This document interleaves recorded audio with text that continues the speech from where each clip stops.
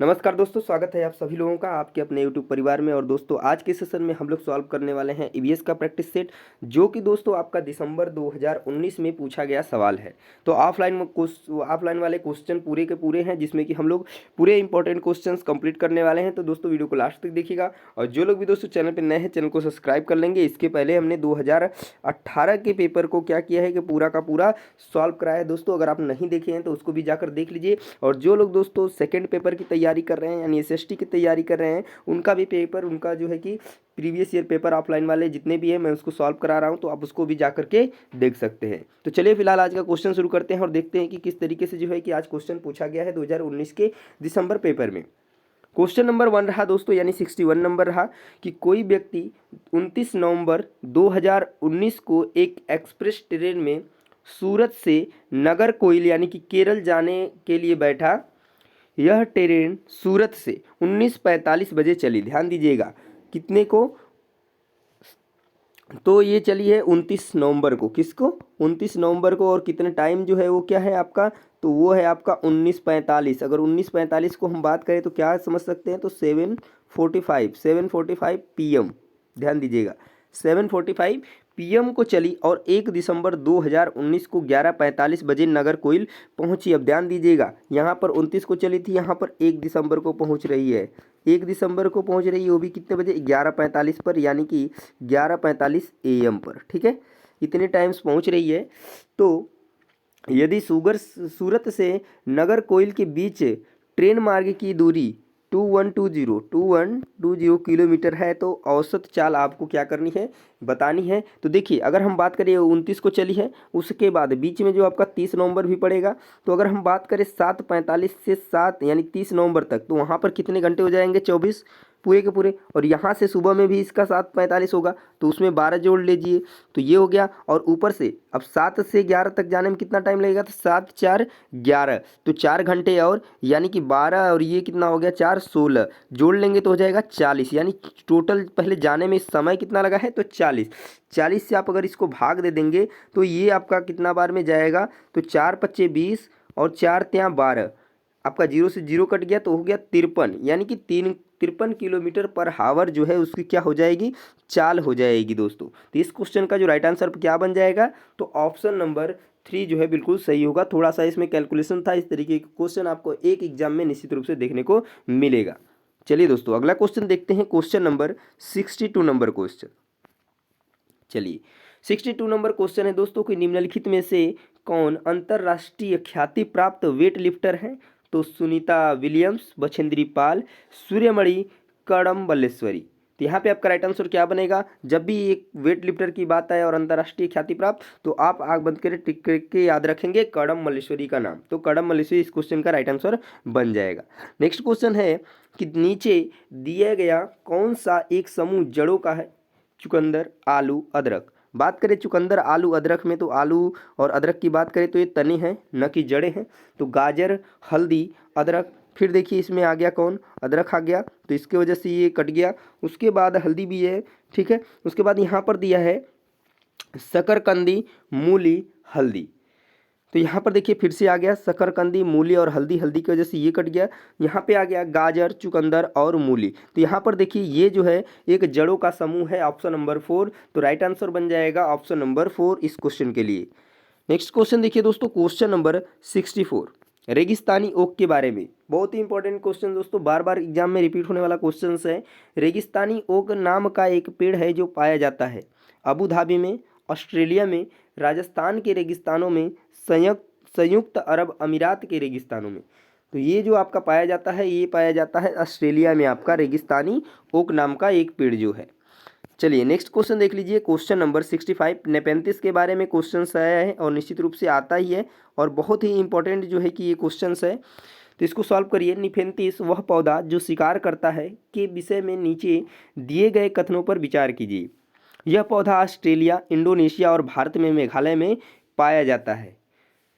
उसके बाद दिया है कि इसका आकार घड़े जैसा होता है और इसका मुंह एक पत्ती से ढका होता है। यह केवल छोटे कीड़े मकोड़ों को फंसाकर उनका शिकार कर सकता है और यह छोटे कीड़े मकोड़ों को खींचने के लिए मोहक आवाज़ निकालता है जो इसमें फंस जाते हैं और बाहर नहीं निकल पाते हैं। तो देखिए ऑप्शन गलत हो गया, यह आवाज़ नहीं निकालता है, एक गंध छोड़ता है जिससे क्या होते हैं मोह करके जो कीड़े मकोड़े होते हैं वो चले आते हैं। ठीक है, चलिए फिर उसके बाद देखिए यहाँ पर दिया है छोटे मकीड़ों को उनका केवल छोटे कीड़े मकोड़ों को उनका फंसा करके शिकार करता है। क्या यह बात सही होगी? तो यहाँ पर अगर हम बात करें तो ये बात गलत है। देखिए इसमें मेढक, कीड़े मकोड़े, इन सभी कीड़े मकोड़ों को क्या करता है फंसाकर उनका शिकार करता है। यहाँ पर बात करें कि ऑस्ट्रेलिया, इंडोनेशिया और मेघालय में पाया जाता है भारत के, तो ये बात सही है और इसका आकार घड़े जैसा होता है, तो ये बात भी बिल्कुल सही है। तो यहाँ पर आपका जो सही हो जाएगा वो होगा आपका ए और बी, और दोनों नीचे जो है सी और डी गलत है। ठीक है, तो ध्यान रखेंगे ऐसी चीज़ों को, इनसे के बारे में इस तरीके के क्वेश्चंस आपको बहुत सारे देखने को मिलेंगे एग्जाम के। तो यहाँ पे राइट आंसर क्या बनेगा दोस्तों? तो ऑप्शन नंबर 1 जो है करेक्ट हो जाएगा। चलिए नेक्स्ट क्वेश्चन देख लेते हैं, क्वेश्चन नंबर 66। यहाँ पर दिया है कि भारत की आज़ादी से पहले महात्मा गांधी ने जिस दांडी के समुद्र तट तक अपनी प्रसिद्ध यात्रा की थी वह भारत के नीचे दिए गए किस राज्य में स्थित है? आंध्र प्रदेश, कर्नाटक, महाराष्ट्र, गुजरात। तो यहाँ पे आपका राइट आंसर क्या बनेगा? तो ऑप्शन नंबर 4 बनेगा, यानी वह कहाँ पर है? तो गुजरात में है। ठीक है, नेक्स्ट क्वेश्चन देखिए, क्वेश्चन नंबर 67। 67 नंबर क्वेश्चन क्या है दोस्तों? उच्च ज्वर यानी तेज बुखार के साथ कंपकपी जिसका उपचार सिंकोना पेड़ की छाल से किया जाता है वह कौन सा बुखार है? मियादी बुखार, मलेरिया बुखार, चिकनगुनिया, डेंगू। तो यहाँ पर बात करें जो सिंकोना पेड़ की छाल से जिसका उपचार किया जाता है तो वो है आपका मलेरिया उच्च ज्वर यानी तेज बुखार। इसका जो उपचार मलेरिया जो है कि सिंकोना पेड़ की छाल से किया जाता है। याद रखिएगा, ये भी बहुत इंपॉर्टेंट क्वेश्चन है, बार बार एग्जाम में रिपीट होता है। नेक्स्ट क्वेश्चन की तरफ चलते हैं, क्वेश्चन नंबर 68। थोड़ा सा बड़ा क्वेश्चन पर कोई बात नहीं, आसानी से आप हल कर सकते हैं। देखिए दिया है कि किसी डॉक्टर का घर एक्स पर स्थित है तथा उसका अस्पताल वाई पर स्थित है। डॉक्टर के घर से अस्पताल जाने के लिए कोई सीधी सड़क नहीं है, अतः डॉक्टर पहले ए पर जाते हैं जो एक्स के ठीक पूर्व में 600 मीटर की दूरी पर है। तो पहले आप समझ लीजिए कि देखिए ये आपका दिशा होता है, ये होता है आपका ईस्ट, ये होता है वेस्ट, ठीक है, और ये आपका होता है नॉर्थ और ये होता है आपका साउथ। क्या होता है? साउथ होता है, ध्यान दीजिएगा इसको। ठीक है, यहाँ पर 1 मिनट इसको पर कर दीजिए। ठीक है, समझ में आ गई चीज़ें, इस तरीके से होता है। तो ईस्ट, वेस्ट, साउथ और ये इधर नॉर्थ हो गया ना। अब देखिए आगे, अब इसमें बोला क्या है कि एक्स पर स्थित है, तो मान लीजिए कि एक्स यहाँ पर है और तो इसने 600 मीटर कहाँ पर चला? पूर्व में गया। ठीक, उसके बाद दिया है फिर वह बी पर जाते हैं जो ठीक ए के दक्षिण में, ठीक है, यहाँ पर ए है, ए के ठीक दक्षिण में कहाँ पर? 450 मीटर, ये 450 मीटर बी पर जाता है। ठीक, उसके बाद फिर ए के ठीक पश्चिम में, ठीक, फिर वह सी पर जाते हैं जो बी के ठीक पश्चिम में 120 मीटर की दूरी पर है। कितना? 120 मीटर की दूरी पर ये सी पश्चिम में गया और अंत में वह वाई अपने अस्पताल पहुंचते हैं जो सी के ठीक उत्तर में 90 मीटर की दूरी पर है। उत्तर में 90 मीटर की दूरी पर ये गया। ठीक, यहाँ पर मान लीजिए कि यहाँ पे आ गया अस्पताल, ये वाई है, उसका अस्पताल है। अस्पताल के सापेक्ष डॉक्टर के घर की सही दिशा क्या है? ये आपको बताना है कि इसके सापेक्ष जो उसकी घर की दिशा होगी वो क्या होगी। दिया है उत्तर पूर्व, उत्तर पश्चिम, दक्षिण पूर्व, दक्षिण पश्चिम। तो 68 क्वेश्चन का राइट आंसर क्या बनेगा? तो अगर हम बात करें, देखिए ये इस तरीके से बन गया। अब ये दिशा क्या कहलाएगी? क्या कहलाएगी? तो ये उत्तर पश्चिम कहलाएगी। क्या कहलाएगी? उत्तर पश्चिम कहलाएगी। अगर इस साइड होती तो उत्तर पूर्व होती, इस साइड है तो उत्तर पश्चिम। तो यहाँ पे राइट आंसर क्या बनेगा दोस्तों? तो ऑप्शन नंबर 2 बन जाएगा। चलिए अगला क्वेश्चन देखिए, क्वेश्चन नंबर 69। 69 नंबर क्वेश्चन क्या है कि चिराओ नाच कहाँ के लोग करते हैं? झारखंड, मिजोरम, मणिपुर, मेघालय। तो चिराओ जो आपका डांस है ये आपको के मिजोरम के लोग करते हैं। तो याद रखेंगे नाच से और कला से इन सब क्वेश्चंस निश्चित रूप से आते ही आते हैं। चलिए अगले क्वेश्चन का आंसर दीजिए, क्वेश्चन नंबर 17।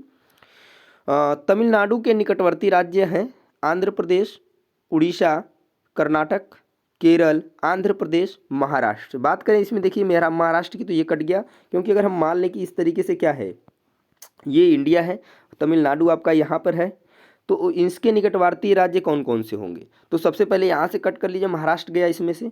उसके बाद दिया है कर्नाटक, छत्तीसगढ़, केरल। तो इसमें छत्तीसगढ़ की वजह से कट जाएगा, ये ऊपर है यहाँ पे। उसके बाद दिया है यहाँ पे आंध्र प्रदेश, केरल, कर्नाटक। ठीक है, आंध्र प्रदेश, केरल और कर्नाटक की बात की गई है। तो यहाँ पर देखिए, यहाँ पे राइट आंसर क्या बनेगा आपका, तो ऑप्शन नंबर 4 ही बिल्कुल सही हो जाएगा। अब बात करें आंध्र प्रदेश की तो इसके ऊपर, और केरल की बात करें तो यहाँ बगल में है। अगर इसमें उड़ीसा की बात करते तो उड़ीसा थोड़ा आपका ऊपर आ जाएगा, इस वजह से इसमें जो है कि राइट आंसर नहीं बनेगा। तो यहाँ पे राइट आंसर बनेगा आंध्र प्रदेश, केरल, कर्नाटक। ठीक है, यहीं पे ये तीनों राज्य जो है कि तमिलनाडु के आसपास हैं, निकटवर्ती राज्य हैं। चलिए अगला क्वेश्चन देखिए, एनसीएफ से क्वेश्चन पूछा गया है। निश्चित रूप से आप एनसीएफ से, एनईपी से आपको एक एक क्वेश्चंस देखने को मिल जाएंगे। तो अगर आप नहीं देखे हैं चैनल पे ये वीडियोस तो जाकर के देख लीजिए, ये पूरा का पूरा कवर किया गया है। एनसीएफ 2005, निपुण भारत मिशन, लेव आयोग के, मतलब अलग अलग पार्ट जितने भी इंपॉर्टेंट है इसमें जो छोटे छोटे पार्ट से क्वेश्चन आते हैं उनको अलग अलग पार्ट में किया गया है, उसको आप आसानी से समझ सकते हैं। चलिए इस क्वेश्चन को देखिए, एनसीएफ 2005 के अनुसार निम्नलिखित में से क्या प्राथमिक स्तर पर पर्यावरण अध्ययन शिक्षण का उद्देश्य नहीं होना चाहिए। क्वेश्चन निगेटिव है, ध्यान दीजिएगा। विशेषतः प्राकृतिक पर्यावरण के प्रति बच्चे की जिज्ञासा एवं सृजनात्मकता को बढ़ावा देना, अवलोकन, वर्गीकरण और निष्कर्ष निकालने आदि प्रक्रियाओं के माध्यम से बुनियादी संज्ञानात्मक और गत्यात्मक कौशल प्राप्त करने के लिए खोजबीन से जुड़ी और हाथों से करने वाले कार्यों में बच्चों को संलग्न करना, प्राकृतिक, सांस्कृतिक व सामाजिक पर्यावरण के बीच संबंधों को पहचानना व समझने में बच्चों को प्रशिक्षित करना, पर्यावरण समझ के द्वारा बच्चों में सटीक संख्यात्मक कौशलों का विकास करना। तो ये बात देखिए गलत हो जाएगी। जो 4 नंबर है यहाँ पे बोला है कि पर्यावरणीय समझ के द्वारा बच्चों में सटीक संख्यात्मक कौशलों का विकास करना। तो यहाँ पे यही क्वेश्चन का राइट आंसर, गलत आंसर होगा, और यही सही होगा क्योंकि पूछा था कि उद्देश्य नहीं है। बाकी जो ये 3 ऑप्शन है बिल्कुल करेक्ट है, पॉजिटिव है। तो ये तीनों तो सही हो गए, एक गलत होगा आपका ऑप्शन नंबर 4, और यही गलत हो जाएगा। तो यही आपका आंसर भी सही होगा क्योंकि गलत ही पूछा था ना। नेक्स्ट क्वेश्चन देखिए, क्वेश्चन नंबर 72 नंबर क्वेश्चन दोस्तों। पर्यावरण अध्ययन कक्षाओं 3 से 5 के लिए एक विशेष क्षेत्र है जो संकलित करता है। तो क्या क्षेत्र संकलित करता है?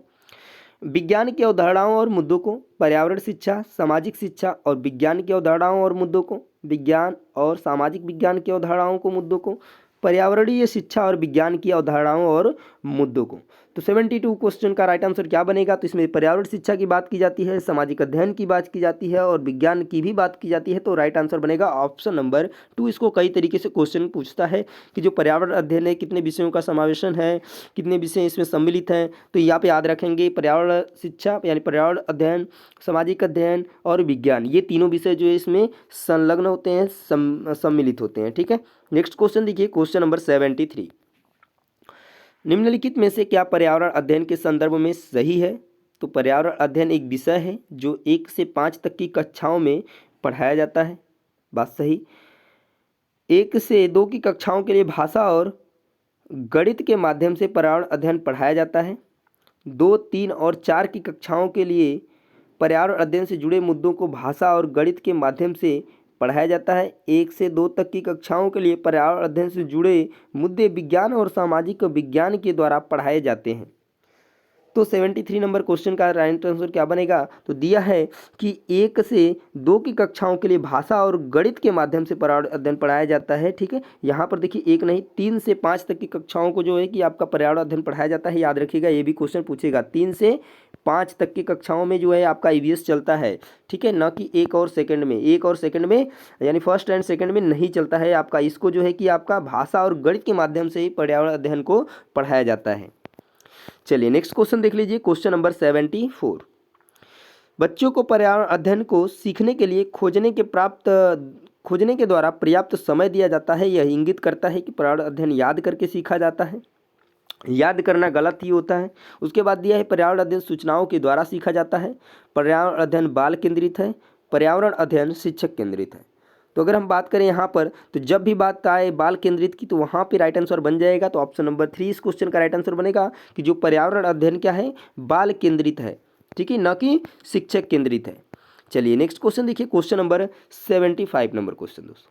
75 नंबर क्वेश्चन क्या है कि निम्नलिखित में से कौन सा पर्यावरण अध्ययन पाठ्यक्रम के सुझावित प्रकरणों का उपकरण है? तो परिवार और मित्र, ध्यान दीजिएगा, परिवार और मित्र, भोजन, जानवर, हम चीज़ें कैसे बनाते हैं। तो 75 नंबर का क्वेश्चन क्या बनेगा, तो ये बनेगा आपका ऑप्शन नंबर 3, क्योंकि थीम नहीं सब उपथीम की बात की गई है, ठीक है, सब थीम की बात की गई है। तो परिवार और मित्र के अंतर्गत ही आता है जानवर आपका और भोजन भी, ठीक है। तो ध्यान दीजिएगा इस चीज़ को, ये आपका जानवर जो है किसके अंतर्गत आता है, तो ये परिवार और मित्र में ही आपका आता है। प्लांट्स, वे पौधे, जानवर, ये सभी आते हैं इसके अंदर, ठीक है। तो यहाँ पे राइट आंसर क्या बनेगा, ऑप्शन नंबर 3। थीम और सब थीम से निश्चित रूप से क्वेश्चन आपको देखने को मिलता है दोस्तों। तो दोस्तों आज के सेशन में बस इतना ही, हम लोग करिए 61 से लेकर के 75 तक, यानी कि टोटल 15 क्वेश्चंस, और बाकी के जो इसमें के 15 क्वेश्चन बच रहे हैं दोस्तों, उसको हम लोग करेंगे नेक्स्ट प्रैक्टिस सेट के अंतर्गत। तो यदि आप उसको देखना चाहते हैं तो चैनल को सब्सक्राइब कर लीजिए, बेल आइकन को प्रेस कर लीजिए, और मिलते हैं दोस्तों नेक्स्ट प्रैक्टिस सेट में। तब तक के लिए जय हिंद, वंदे मातरम।